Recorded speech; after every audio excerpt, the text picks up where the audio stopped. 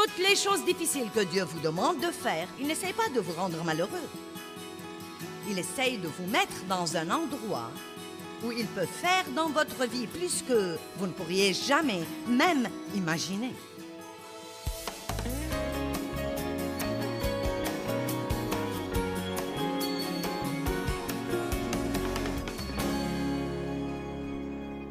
Ce soir, je veux vous parler d'une attitude de miséricorde et de pardon. Je viens d'écrire un livre intitulé « Rendez-vous service et pardonnez ». Et pendant que j'écrivais ce livre, je me suis rappelé de nouveau dans mon cœur de l'importance de ne pas être des chrétiens fâchés.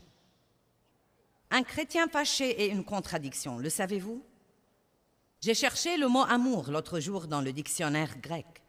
J'aime étudier l'amour très fréquemment parce que ça me fait toujours avancer dans cette direction et je sais que c'est la volonté de Dieu. Donc j'ai cherché le mot « amour » de nouveau juste pour me rafraîchir la mémoire. Et une des choses qu'il dit est que l'amour est le thème central du christianisme. Or, l'amertume et le ressentiment et le non-pardon ne sont pas de l'amour. La colère n'est pas de l'amour. Donc, si l'amour est le thème central du christianisme, comment pouvons-nous être des chrétiens fâchés et croire qu'il n'y a pas de mal à ça? Et ce n'est pas parce que nous venons à l'église et que nous sourions quand nous arrivons à la porte de l'église que nous n'avons pas des problèmes de colère.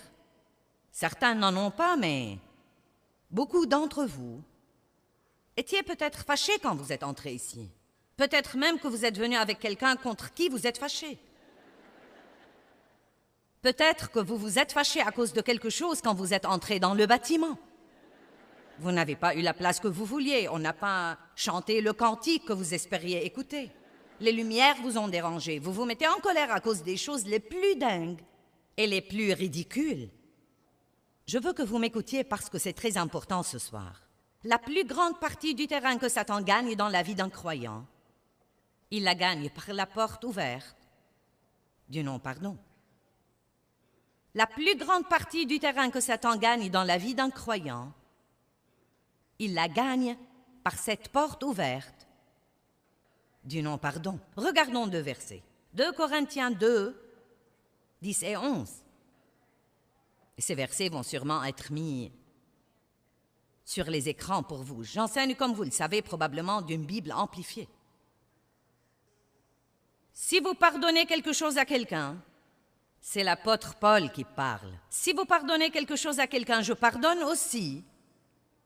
Et ce que j'ai pardonné, si j'ai pardonné quelque chose, je l'ai fait pour vous, en présence et avec l'approbation de Christ le Messie.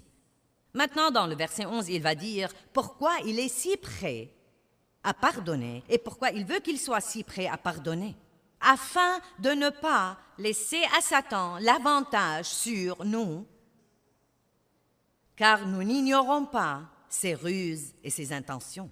C'est possible, très possible, que pour certains d'entre vous ici ce soir qui avaient un problème dans votre vie, que d'une façon ou d'une autre l'ennemi s'est introduit. Peut-être que vous priez et que vous demandez à Dieu de supprimer ce problème, mais pourtant vous n'êtes pas prêt à pardonner à quelqu'un qui vous a blessé.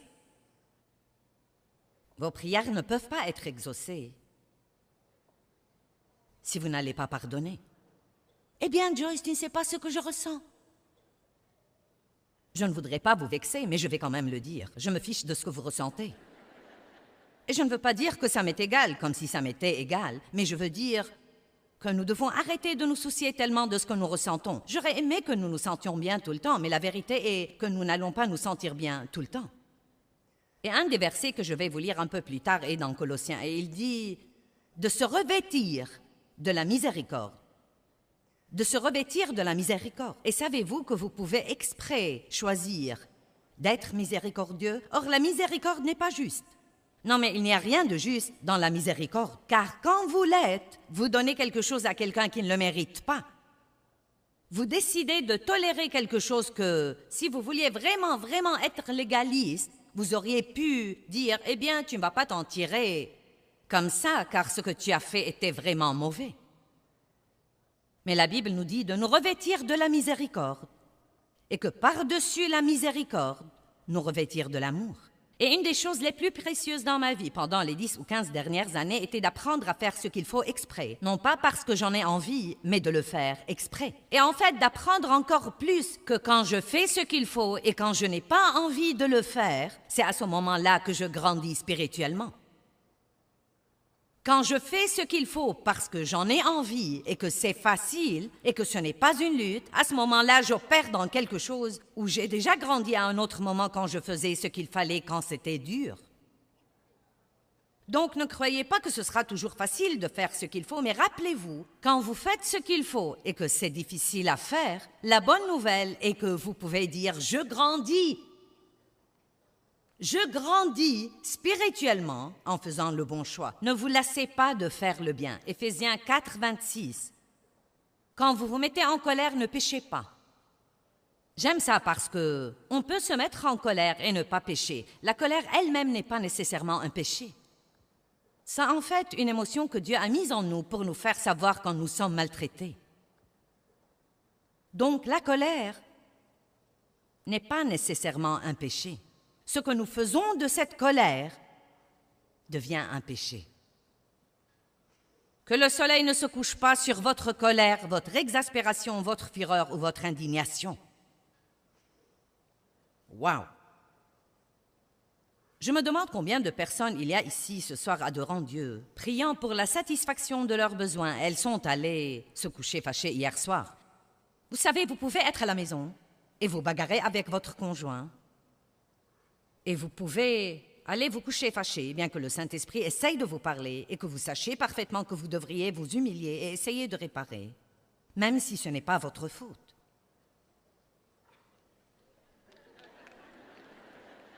Car l'important, c'est ça, n'est-ce pas? Eh bien, ce n'est pas ma faute et il doit venir à moi.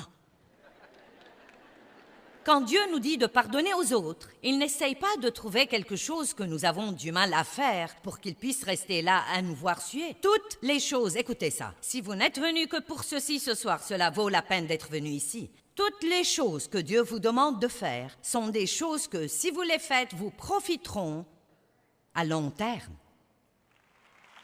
Toutes les choses difficiles que Dieu vous demande de faire en ce moment, s'il y a quelque chose qu'il vous demande d'abandonner ou quelque chose qu'il vous demande de faire et que vous ne voulez pas faire, il vous demande de rester quelque part que vous aimeriez quitter ou de rester avec une personne que vous aimeriez quitter. Toutes les choses difficiles que Dieu vous demande de faire, il n'essaie pas de vous rendre malheureux. Il essaye de vous mettre dans un endroit où il peut faire dans votre vie plus que vous ne pourriez jamais même imaginer.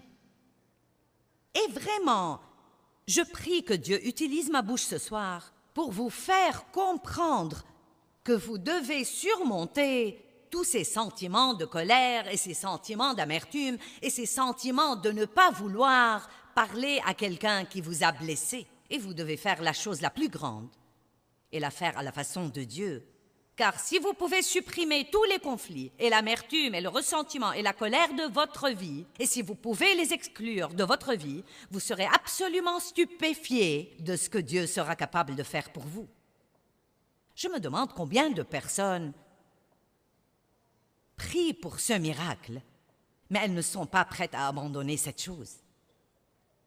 Vous seriez choqués, vraiment, d'apprendre combien de personnes assises ici ce soir, de merveilleuses personnes de Lakewood, les gens qui viennent de cette région, vous chantez les cantiques et vous avez l'autocollant.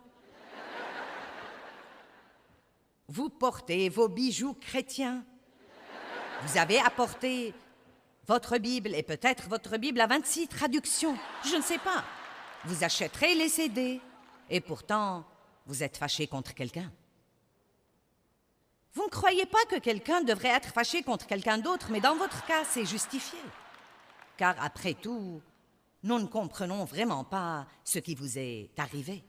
Vous savez, quand Jésus a été crucifié, il a dit « Père, pardonne-leur, car ils ne savent pas ce qu'ils font. » Quand Étienne a été lapidé, il a dit « Père, pardonne-leur, car ils ne savent ce qu'ils font. » Et si vous pouvez arriver au point de comprendre ce que je veux partager avec vous, je crois que cela peut vous changer la vie. Quelque chose que Dieu a chuchoté dans mon cœur l'année passée et j'étais comme « Wow! » Il a dit « Joyce, quand quelqu'un te blesse, tu devrais te soucier davantage de ce qu'il se fait que de ce qu'il te fait. Car vous voyez, Dieu n'apprécie pas que les gens blessent ses enfants. Nous avons des mamans et des papas ici. Que faites-vous quand quelqu'un blesse un de vos enfants? Non mais je deviens comme... Oh! Vous pouvez faire n'importe quoi, mais blesser un de mes enfants. J'aurais du mal à être chrétienne ce jour-là. Amen? Et Dieu n'aime vraiment pas que les gens soient injustes et désobligeants avec ses enfants et qu'ils les jugent et les critiquent et leur fassent des choses impies. Et je crois vraiment que nous devons apprendre. C'est pourquoi la Bible dit de prier pour vos ennemis. Nous devons prier pour nos ennemis, car ce qu'ils nous ont fait ne peut rien nous faire si nous ne lui permettons pas. Ce sont eux qui ont besoin d'aide. Que le soleil ne se couche plus sur votre colère. Maintenant, vous allez dire, eh bien, je ne peux rien changer à ce que je ressens. Nous ne parlons pas de ce que vous ressentez. Nous parlons de la décision que vous prenez. Vous savez, j'ai découvert que si je me fâche contre Dave, je peux entrer dans la pièce et lui parler si j'ai envie de le faire ou non.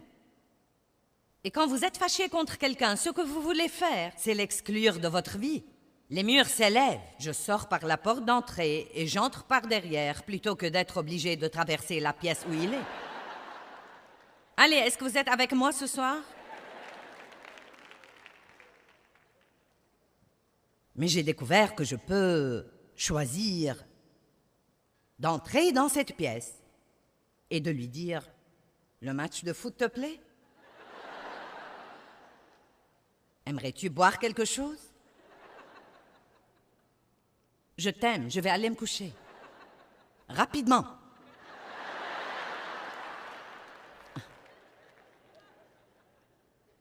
Combien d'entre vous croient que tout ce truc de colère est un grand problème pour les chrétiens? Vous savez quoi? Nous devons faire quelque chose là-dessus. Chacun de nous doit prendre la responsabilité, personnellement, de dire « Je ne vais pas vivre fâché ». Maintenant, vous ne pouvez pas toujours changer ce que vous ressentez, mais vous pouvez changer ce que vous faites car vous avez le libre choix. Et si nous faisons ce qu'il faut assez longtemps, nos sentiments nous suivront plus tard. Je vais dire ça de nouveau. Si nous faisons ce qu'il faut assez longtemps, nos sentiments ne tarderont pas à nous suivre plus tard. Une des choses qui arrive quand vous priez pour vos ennemis, c'est qu'il vous sera difficile de rester fâché contre quelqu'un pour qui vous priez.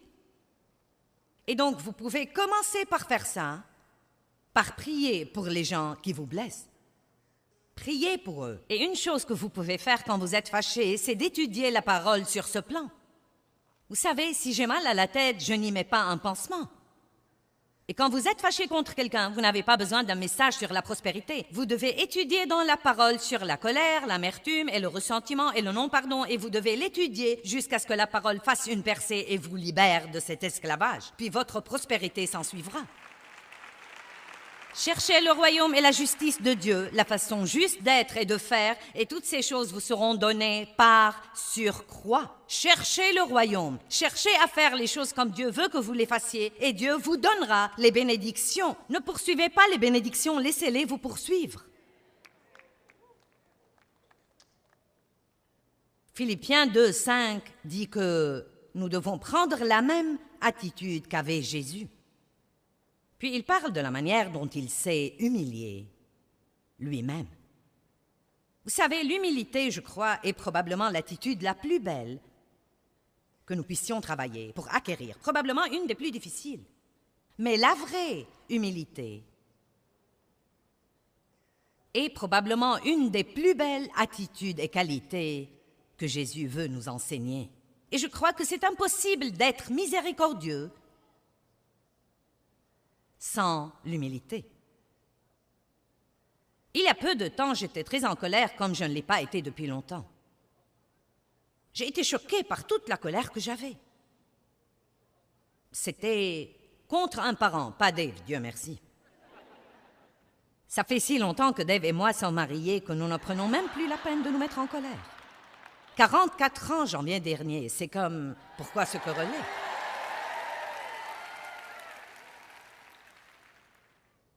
Mais je me suis mise en colère contre quelqu'un. Je ne vais pas rentrer dans les détails. J'ai raconté toute l'histoire dans le livre que je viens d'écrire, mais J'ai senti que la personne était vraiment, vraiment, vraiment ridicule et exerçait une pression excessive sur moi à un moment où je n'en avais pas besoin. Je lui ai demandé de faire une simple petite chose et elle a, vous savez, rechigné à la faire et j'étais comme, non mais j'ai vraiment explosé. Et je ne fais pas ça normalement. Et j'ai vraiment tout sorti.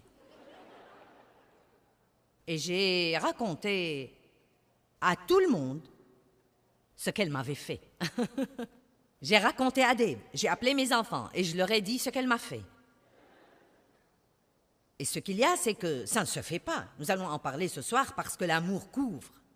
L'amour ne dénonce pas, l'amour couvre. L'amour essaye de protéger la relation avec l'autre. Il n'essaye pas de la ruiner. Mais j'étais tellement en colère que non seulement je ne voulais plus l'aimer, je voulais que personne d'autre ne l'aime. Ça ne vous exaspère pas quand quelqu'un vous a blessé et que vous êtes avec quelqu'un d'autre qui le connaît et qui commence à vous dire à quel point il est gentil?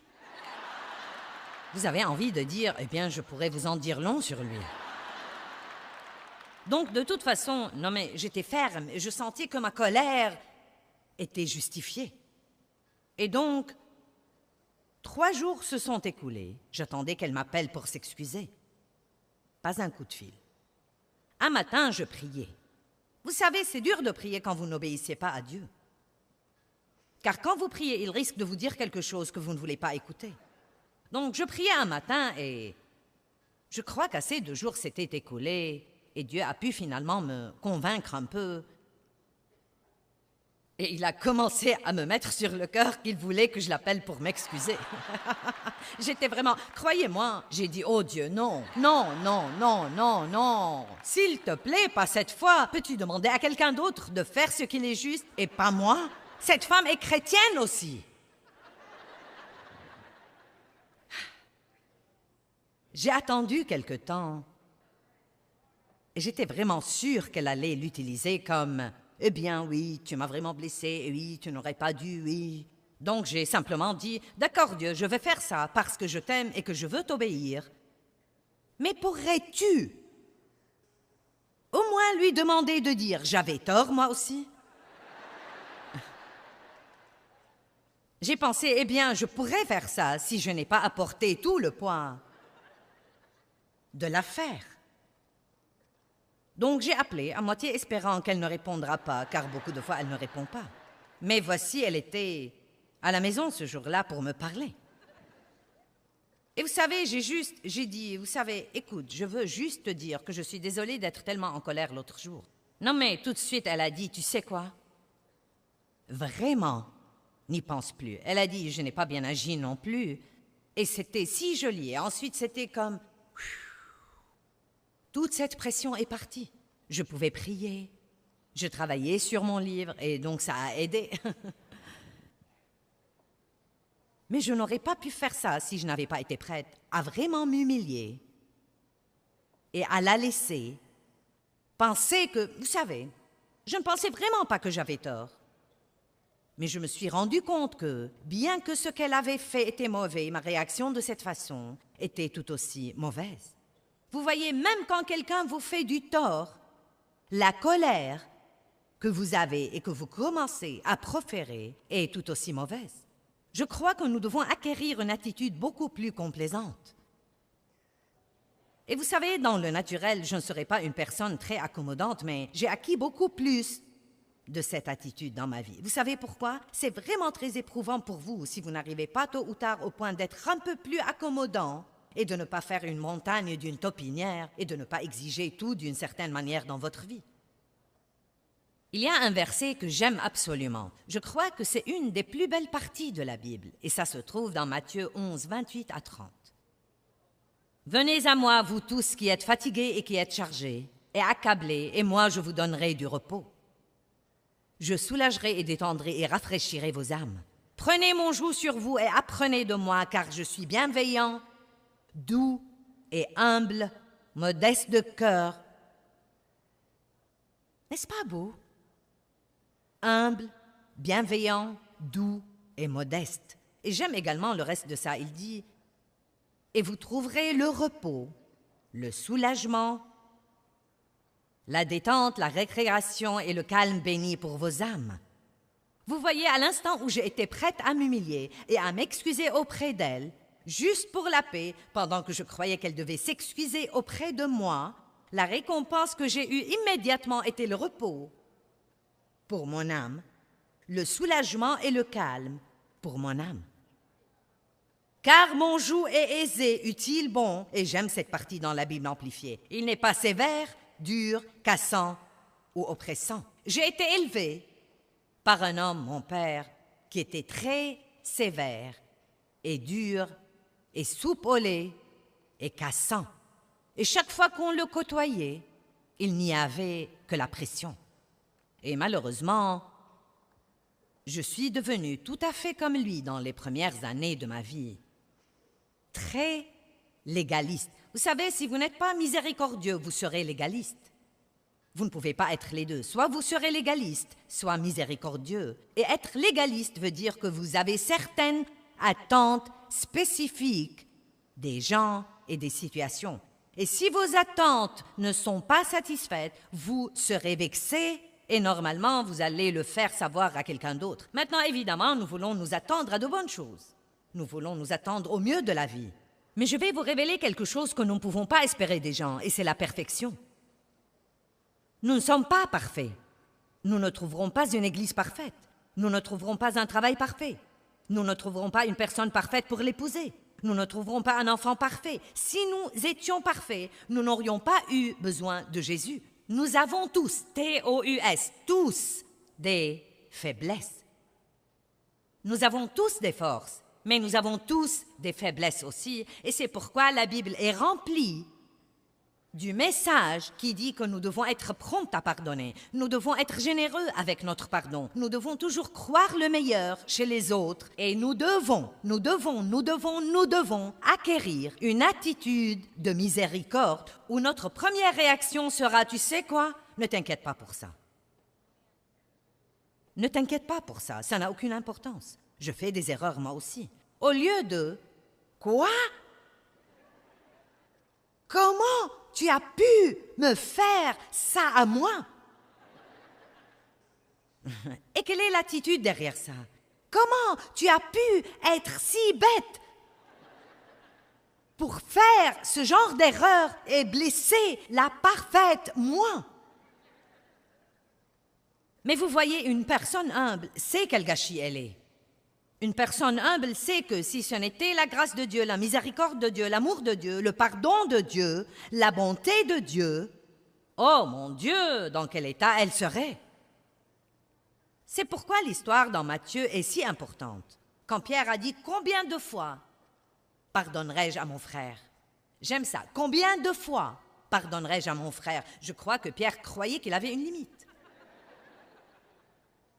Et je sais que nous pensons tous, et je le pense, vous savez, si vous faites ça encore une fois, ça va dépasser les bornes.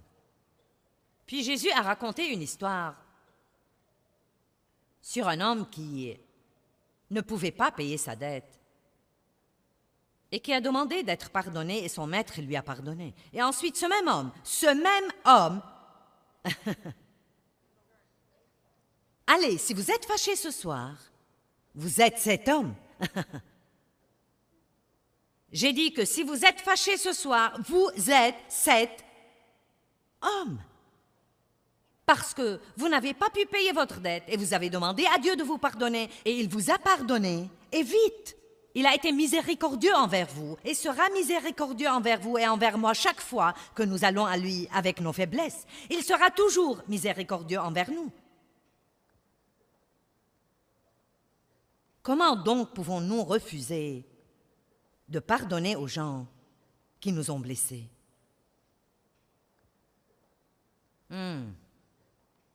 C'est calme là-dedans.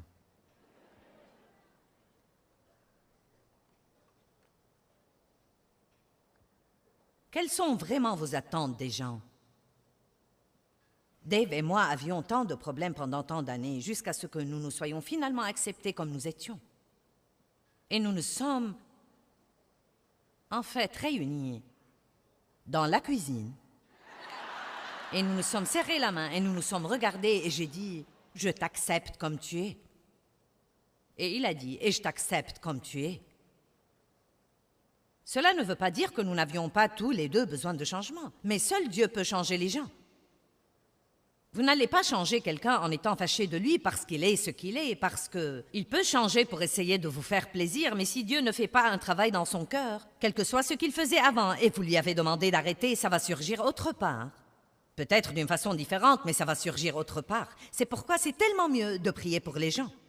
Et oui, vous pouvez parler aux gens. Vous savez, la miséricorde ne veut pas dire ne jamais affronter. Jésus a affronté. Il a affronté les gens, il a affronté les problèmes, mais il aimait toujours les gens.